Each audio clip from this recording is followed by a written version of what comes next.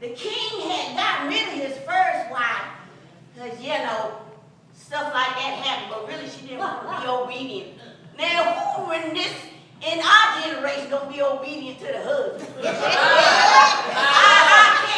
you believe that? So anyway, the king said, you know what? I'm going to get me another wife. So they had this he said, gather all the virgins and the beautiful woman, the beautiful women. Don't get those that's kind of beauty challenge. Get the beautiful one. So that's what they did. Gathered up all the women. Oh, I forgot to tell my entourage because I've been taught don't go over your allotted time. So let me give you a couple clues. This means go a little further. Don't be a spectacle though. You kind of do it where nobody don't notice. I don't know how you're going to do that without nobody noticing. But just say go a little further. Now, if I'm using up all my time, it's getting about time to wind up, use any of these things. Cut it. Cut. Or just shut up. So whatever one, you might, I don't know if I'll be looking that way, but do the best you can. So they gathered up all the beautiful women. And they had them in this harem. And they had to, get themselves beautified for the king. And they wanted to be the one that wins so they could be the queen. So one of the leader of this harem, he took a special favoring to Esther. And know what he did? He groomed her for 12 months. 6 months covering up in some probably perfume and stuff, and then 6 months probably exfoliating and probably had her out there doing some exercise and whatnot. But he favored her. Yes, sir. And guess what they had to do? They had to go to the king in the evening and leave the next morning. Now, I don't know what kind of interview that was. I don't know what kind of interview that was. That ain't my business. I'm going to just tell you the story. So I don't know how many of them sashayed around up in the king's palace trying to be the one. So they was probably twisted. And they was probably profiling. And I don't know what all they did all the night and left the morning. I don't know. My Lord. I don't know. So anyway, Esther went in there. It was her turn.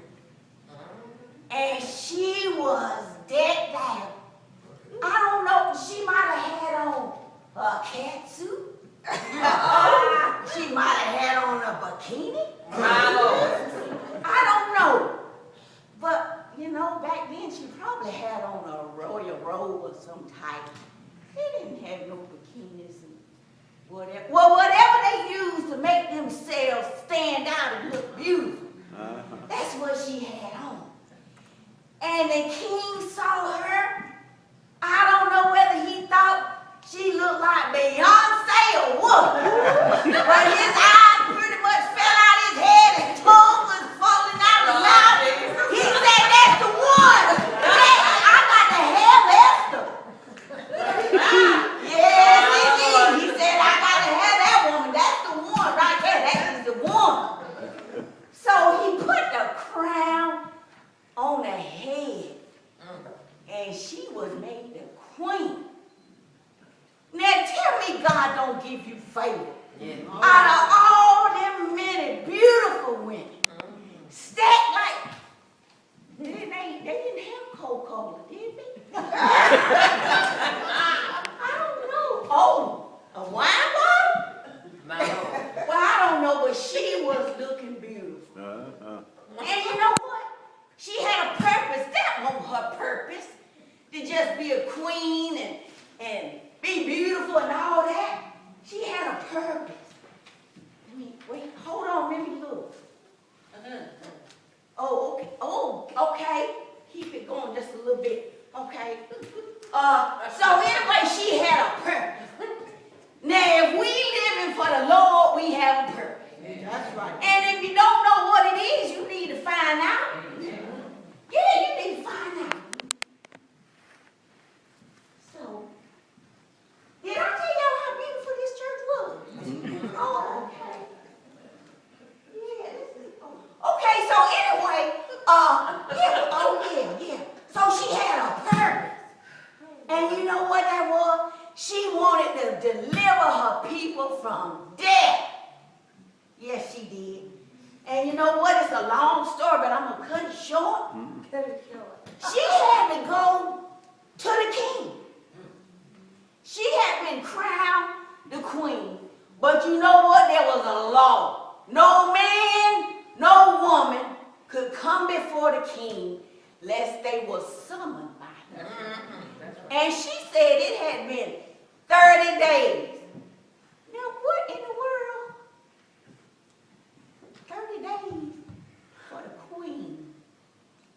Okay, wait a minute now. There was some concubines, but we're not going to talk about it. We ain't getting into concubines. But it had been 30 days since he summoned her. Well, I don't know to pay the bills or cook. I don't know. That ain't my business. So anyway, her uncle, I forgot to tell you, she was an orphan. Her mom and dad died and her cousin adopted her. She was an orphan. And you know what? He was getting her, he knew the plan. He knew his purpose too.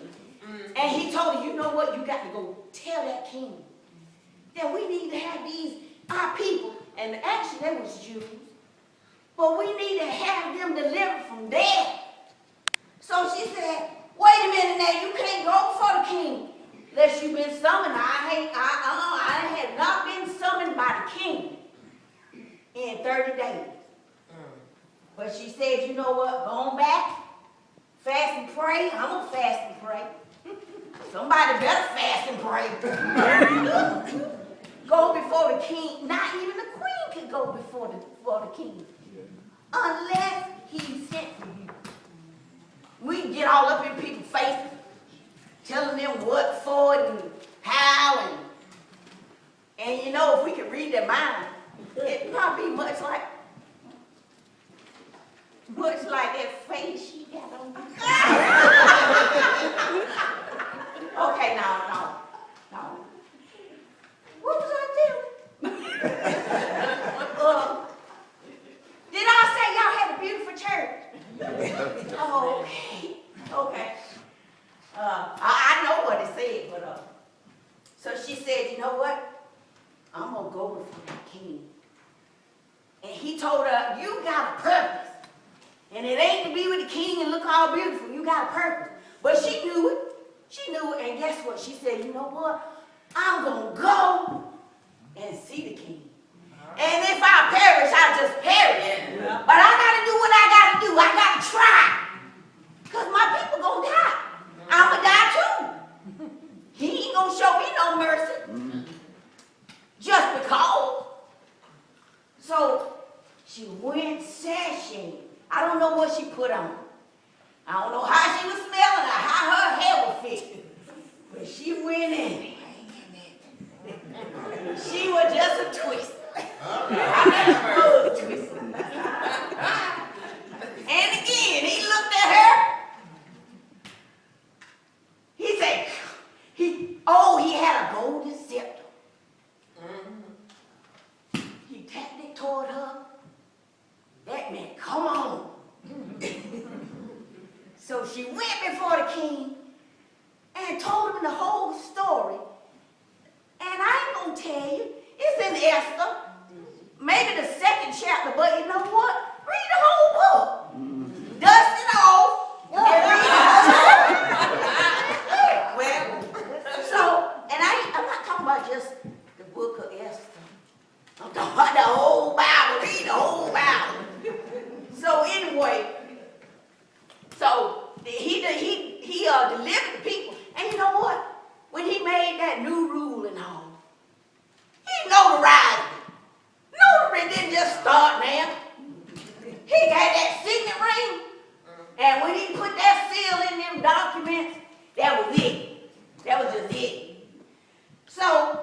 the end of that story.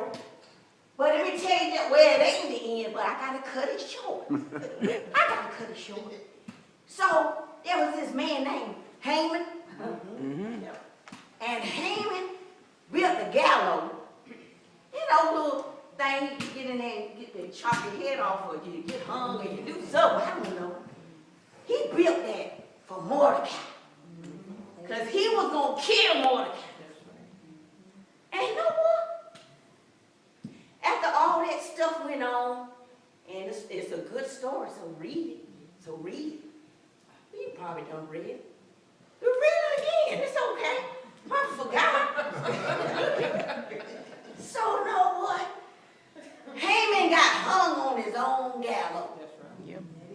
He thought he was Mr. Big Stuff and thought he had set Mordecai up. Yeah. But oh, God had a plan, he had a plan. And Mordecai and Esther had a plan. And it worked. And know what? I got a plan. Because I got some Hamans in my life. I done had a plenty Hamans. And back when I used to work, and then people would plot against me, I said, Lord, you know I don't want no harm to come to these people. That's right. But the same gallows that they built on me, let them hang on to me. So no harm didn't come to them, but they had to get on out of my sight. Now I'm going to tell you one more story. It's real short. And this is about my personal life. See it like that? But I got this one quick story. Go ahead. It's a personal story. Long time ago when I went through one of my let me make a correction. It's almost 40 years I've been saved. And at that church, over 35 years that I've been there. And you know what? When you done worked in a ministry that long and stuff come up that you don't like, why you gonna leave where you have planted, where you have sown, where you have worked, just to go to another church they don't even know your name? I'm not gonna do that. I'm staying right where I was planted, where I was sitting. Now this quick story, long time ago when I had my first major test, I was shattered. I was done in. I was lost and hurt. And I didn't want to give up on the Lord or nothing. The carnal man was still standing. The carnal man, no, he won't stand it. The carnal man want to just buckle and give up. But it won't the carnal man, it won't me. If the spirit on the inside keeps me going. Yeah. But the carnal man said, don't pray no more. You prayed and look what happened. Now this was my first one, long time ago. Don't pray no more, just let what happened happen. Why you gonna pray? And God didn't answer that prayer. Well, many more trials after that, I was delivered from that one. But many more after that, I came to realize that this one was over 3 years ago. He said, you gotta pray. The Spirit said you gotta pray. Because God knows what's best for you. Yeah, that's right. You might not think that he answered. You might not think that he cared. But had he done what you said, it could have been a worse situation. My Lord. He is in control. Yeah. He has